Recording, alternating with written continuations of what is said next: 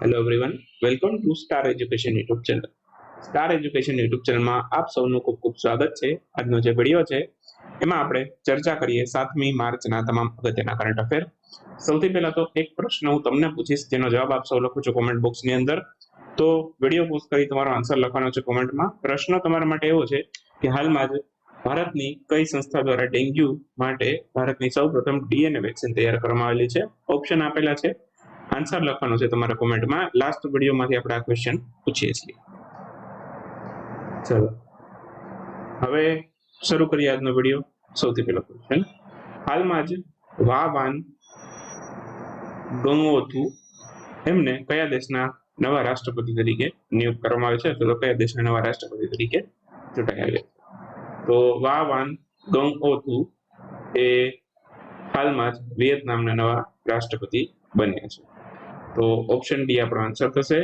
હાલમાં જ વિયેતનામના નવા રાષ્ટ્રપતિ તરીકે છે વાવાન થુઓંગ છે એ ચૂંટાઈ આવ્યા છે. અને બાકી વિયેતનામ છે ત્યાં વડાપ્રધાન કોણ છે? ફામ મિન ચીન. બરાબર, ફામ મી ચીન છે ત્યાં વડાપ્રધાન છે, અને વિયેતનામની કેપિટલ હનોઈ છે. અને વિયેતનામનું ચલણ શું છે? વિયેતનામનું ચલણ છે વિયેતનામી ડોંગ. ક્લિયર? તો આટલા પોઈન્ટ યાદ રાખશું. આ છે વાવાન થોંગ.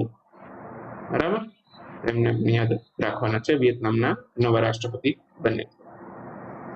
હાલમાં જ જન ઔષધિ દિવસની ઉજવણી ક્યારે કરવામાં આવેલી? હાલમાં જ જન ઔષધિ દિવસ છે એ 7 માર્ચે ઉજવાયેલો. ઓપ્શન બી આપણો આન્સર થશે. 7 માર્ચના રોજ છે જન ઔષધિ દિવસની ઉજવણી કરવામાં આવેલી. બાકી રાષ્ટ્રીય જન ઔષધિ સપ્તાહ પણ ઉજવ્યું હતું આપણે 1 થી લઈને 7 માર્ચ સુધી. અને આજે છે જન ઔષધિ દિવસ, અંતિમ દિવસને આપણે જન ઔષધિ દિવસ તરીકે ઉજવીએ છીએ. અત્યાર સુધીમાં આપણે 5મી વખત આ જન ઔષધિ દિવસની ઉજવણી કરી રહ્યા છીએ. ક્લિયર? અને બાકી 2023ની જન ઔષધિ દિવસની થીમ યાદ રાખી લેજો. જન ઔષધિ સસ્તી ભી અચ્છી ભી આ એની થીમ છે. તો આટલા અગત્યના પોઈન્ટ તમારે આમાંથી યાદ રાખવાના થાય. એના પછી છે નેશનલ સિક્યુરિટી ડે. બરાબર, આની ઉજવણી ક્યારે કરવામાં આવેલી? એક તો હોય નેશનલ સેફ્ટી ડે, એ પણ 4 માર્ચે ઉજવાય છે, અને બીજો હોય નેશનલ સિક્યુરિટી ડે, એ પણ 4 માર્ચે આપણે ઉજવીએ છીએ. તો બંને દિવસો આપણે 4 માર્ચે ઉજવીએ છીએ. બરાબર, સેફ્ટી અને સિક્યુરિટી. ક્લિયર? ઓપ્શન એ આપણો આન્સર થશે. હાલમાં જ નેશનલ સિક્યુરિટી ડે 4 માર્ચ 2023ના રોજ આપણે એની ઉજવણી કરી.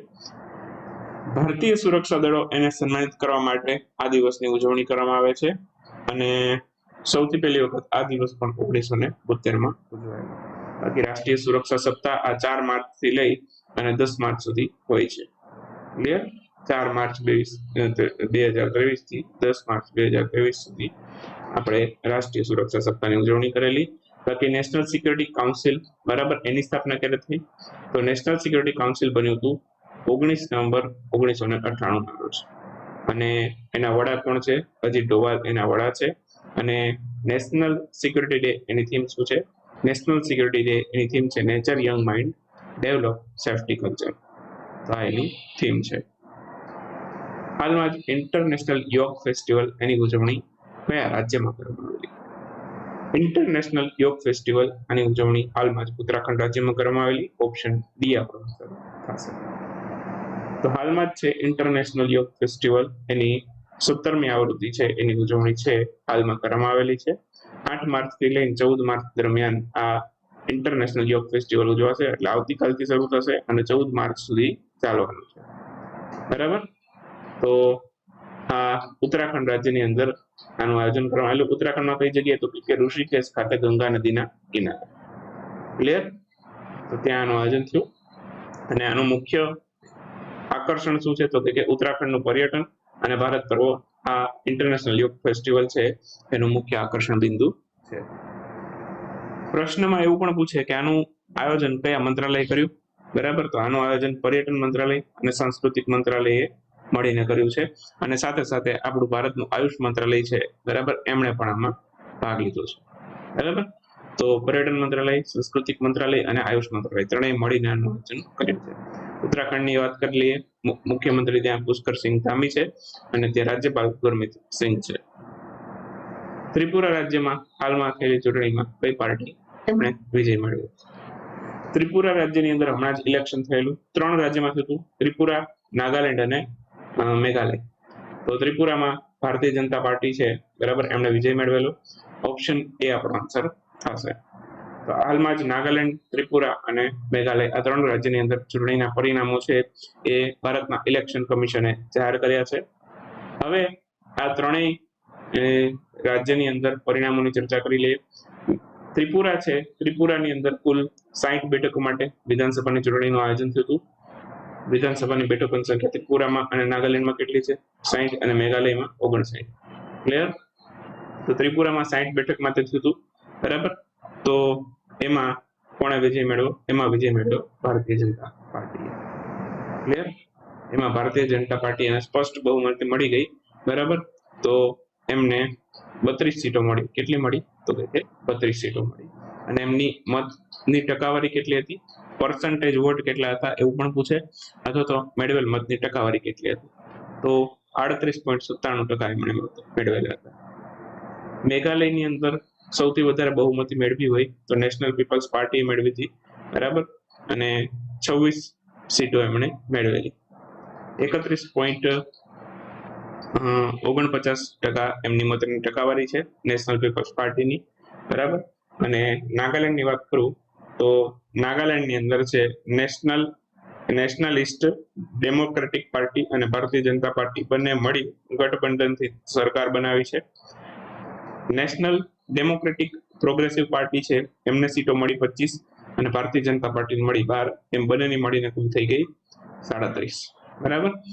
નેશનલ ડેમોક્રેટિક પ્રોગ્રેસિવ પાર્ટી છે એની મતની ટકાવારી હતી 32.22 અને ભારતીય જનતા પાર્ટીની મતની ટકાવારી છે 18.81, બરાબર.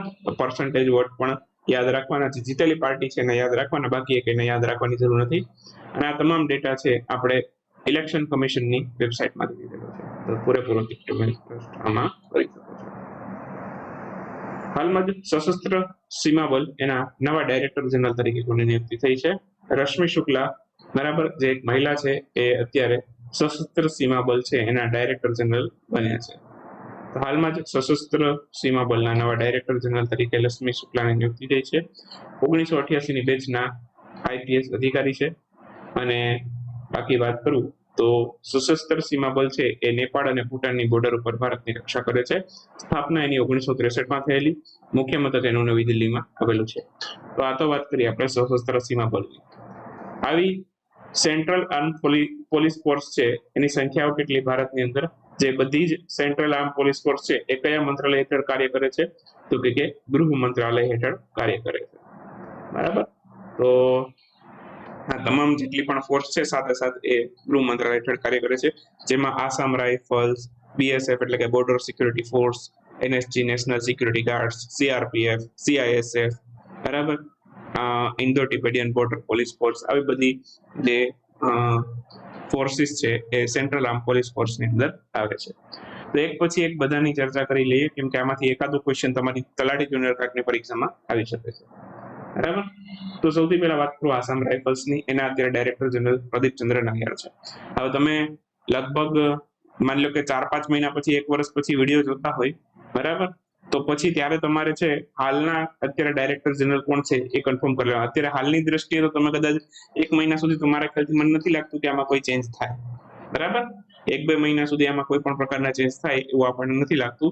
પણ છતાંય આપણે માની લો કે થોડાક સમય પછી જોતા હોય, 6-7 મહિના નીકળી ગયા હોય, તો આપણે એક વખત ચેક કરી લેવું જોઈએ કે ભાઈ અત્યારે હાલના કોણ છે, બરાબર.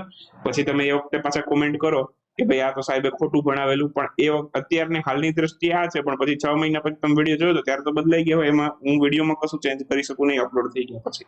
ક્લિયર? તો એટલે હાલનું આપણે જૂના વિડીયો જોતા હોય તો થોડુંક એક વખત રિફર કરી લેવાનું. તો આસામ રાઇફલના અત્યારે તો ડાયરેક્ટર જનરલ કોણ છે? પ્રદીપ ચંદ્ર નાયર છે, બરાબર. મુખ્ય મથક આસામ રાઇફલ્સનું ક્યાં આવ્યું? તો કે મેઘાલયના શિલોંગમાં.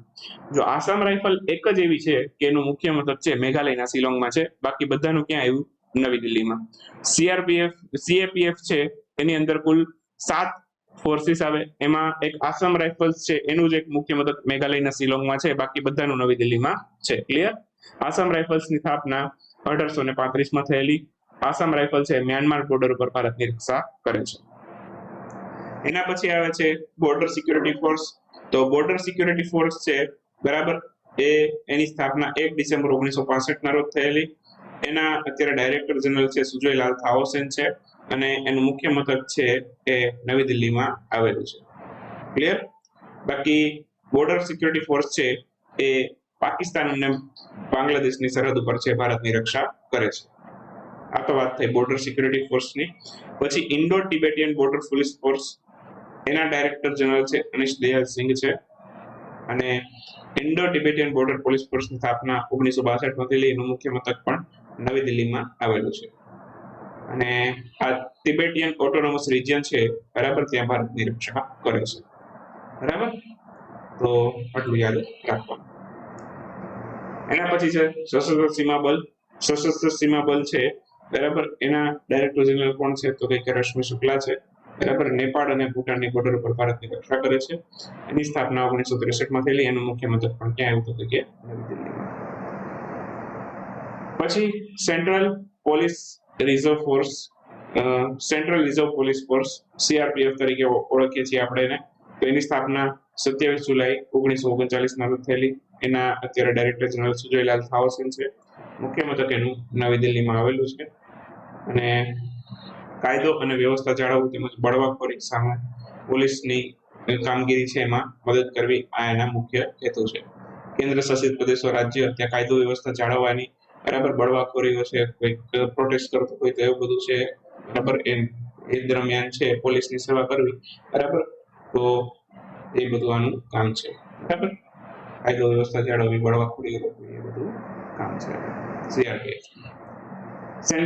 Central industrial security force, central industrial security force છે એની સ્થાપના 10 માર્ચ 1969 ના રોજ થયેલી. એના અત્યારે ડાયરેક્ટર જનરલ શીલવર્ધન સિંહ છે. મુખ્ય મથક એનું પણ નવી દિલ્હીમાં આવેલું છે. અને ઔદ્યોગિક વિસ્તારો છે ત્યાં ભારતની રક્ષા કરે છે. ક્લિયર? આટલા યાદ રાખવાના છે. બાકી એક નેશનલ સિક્યુરિટી ગાર્ડ રહી ગયું. નેશનલ સિક્યુરિટી ગાર્ડ છે એને બ્લેક કેટ્સ તરીકે પણ ઓળખવામાં આવે છે બરાબર. જે આતંકવાદી પ્રવૃત્તિઓ થતી હોય એ રોકવા માટે એ કાર્ય કરે છે. એનું મુખ્ય મથક પણ નવી દિલ્હીમાં આવે છે. તો નેશનલ સિક્યુરિટી ગાર્ડ એને પણ આપણે યાદ રાખવાનું છે. વર્લ્ડ ઓબેસિટી ડે બરાબર, એની ઉજવણી ક્યારે થઈ છે? વર્લ્ડ ઓબેસિટી ડે આ પણ 4 માર્ચ આપણે જોઈએ છીએ. તો ઓપ્શન બી આપવાનું છે. હાલમાં જ વર્લ્ડ ઓબેસિટી ડે અથવા તો વિશ્વ સ્થૂળતા દિવસ. સ્થૂળતા એટલે શું તો કે વજન અને વધારે ચરબી અને વધારે વજન વાળો જે વ્યક્તિ હોય, એક પ્રકારનું જાડાપણું કહીએ આપણે, મોટાપો બરાબર, તો એને કહેવાય સ્થૂળતા. તો વિશ્વ સ્થૂળતા દિવસ અથવા તો વર્લ્ડ ઓબેસિટી ડે, આની ઉજવણી 4 માર્ચ 2023 ના રોજ કરવામાં આવેલી.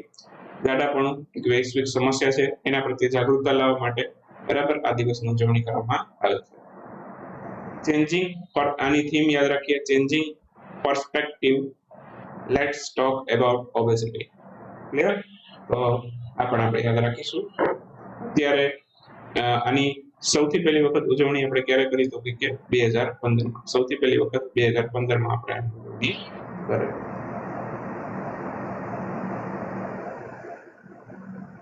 વાત કરીએ ક્વિક ન્યૂઝની. ક્વિક ન્યૂઝમાં સૌથી પહેલો ક્વેશ્ચન આજના વિડીયોમાં, હાલમાં જ કયા રાજ્યમાં જોવા મળતા બોરઠેકેરા એ હૃદય રોગમાં ફાયદાકારક હોવાનું જાણવા મળ્યું છે? તો આ બોરઠેકેરા કયા રાજ્યમાં જોવા મળે છે? આ આસામ રાજ્યની અંદર જોવા મળે છે. એક વિશેષ તત્વ જોવા મળ્યા, રિસર્ચ એવું સામે આવ્યું કે ભાઈ આ હૃદય રોગમાં પણ લાભદાયક થશે બરાબર. તો એક પ્રકારની ઔષધિ છે બરાબર, એ હૃદય રોગમાં ફાયદાકારક છે. બાલ મિત્ર દિવસ ક્યારે ઉજવો? તો બાલ મિત્ર દિવસ છે બરાબર, એ 4 માર્ચે ઉજવવામાં આવેલો હતો. તો ઘણા બધા દિવસો 4 માર્ચે આવ્યા. એક તો નેશનલ સેફ્ટી ડે બરાબર, પછી નેશનલ સિક્યોરિટી ડે, એ પણ 4 માર્ચે આવ્યો. વર્લ્ડ ઓબેસિટી ડે 4 માર્ચે આવ્યો. અને આ બાલ મિત્ર દિવસ બરાબર, એ પણ 4 માર્ચે આવ્યો. આ બધા દિવસો ક્યારે ઉજવ્યા આપણે? 4 માર્ચ. આ બધું યાદ રાખવાનું. હાલમાં 4 માર્ચના રોજ ઉજવાયેલો નેશનલ સેફ્ટી ડે ની થીમ શું હતી? નેશનલ સેફ્ટી ડે ની આપણે એ વખતે થીમ ચર્ચા નથી કરી, તો થીમ છે એની our aim zero harm. International Day for Disaster Management and non proliferation awareness, આની ઉજવણી ક્યારે કરવામાં આવી? તો International Day for Disarmament and non proliferation awareness day, આની ઉજવણી થઈ 5મી માર્ચે. તો આન્સર આવશે 5 માર્ચ. હાલમાં જ ટ્રેડિશનલ મેડિસિન પર ગ્લોબલ કોન્ફરન્સ અને એક્સપોનું આયોજન કોના દ્વારા કરવામાં આવેલું? તો સર્વાનંદ સોનોવાલ એમણે આ ગ્લોબલ કોન્ફરન્સ અને એક્સપો છે ટ્રેડિશનલ મેડિસિન પર આનું આયોજન કર્યું હતું. અને આનું આયોજન ક્યાં થયું હતું? આનું આયોજન થયું હતું આસામના ગુવાહાટી. એકચ્યુઅલમાં એમણે ઉદ્ઘાટન કર્યું હતું, બરાબર. તો સર્વાનંદ સોનોવાલ છે એમણે આનું ઉદ્ઘાટન કરેલું. હાલમાં જ સેન્ટ્રલ ઇલેક્ટ્રિસિટી રેગ્યુલેશન કમિશન એના નવા ચેરમેન તરીકે કોની નિયુક્તિ કરવામાં આવેલી? નવા ચેરમેન તરીકે નિયુક્તિ થઈ છે જીષ્ણુ બરુઆની. હાલમાં જ અદાણી ગ્રુપ એમણે હિન્ડનબર્ગના અહેવાલની તપાસ કરવા માટે સુપ્રીમ કોર્ટના નિષ્ણાંતોની એક કમિટીની રચના કરી. આ કમિટીના હેડ કોણ છે? તો એમ સપરે છે આના કમિટીના હેડ છે. તેમને પણ યાદ રાખીશું. જે હિન્ડનબર્ગના રિપોર્ટના કારણે જે અદાણી ગ્રુપના શેર ડૂબ્યા છે, બરાબર. હવે આ રિપોર્ટ સાચો છે કે ખોટો એની તપાસ માટે સુપ્રીમ કોર્ટે એક કમિટી બનાવી અને આ કમિટીના હેડ છે એમ સપ્રે. ઐશ્વર્યા બાબુ એમને નેશનલ એન્ટી ડોપિંગ એજન્સી દ્વારા 4 વર્ષ માટે પ્રતિબંધિત કરવામાં આવ્યા. તેઓ કઈ રમતના ખેલાડી છે? તેઓ ટ્રિપલ જમ્પના ખેલાડી છે. બાકી આપણી એન્ડ્રોઇડ એપ્લિકેશન ડાઉનલોડ કરી શકો છો પ્લે સ્ટોરમાં, પણ તમને મળી જશે, અથવા ડિસ્ક્રિપ્શન બોક્સમાં પણ લિંક આપેલી છે. આપણું પેઇડ કન્ટેન્ટ તમે એક્સેસ કરી શકો છો. મળીએ આવતીકાલે 8મી માર્ચના ઇન્ટરનેશનલ વુમન્સ ડેના વિડીયોમાં. ત્યાં સુધી રજા લઈએ. આવજો, બાય બાય, ગુડ નાઇટ, શુભરાત્રી. Thank you for watching Star education.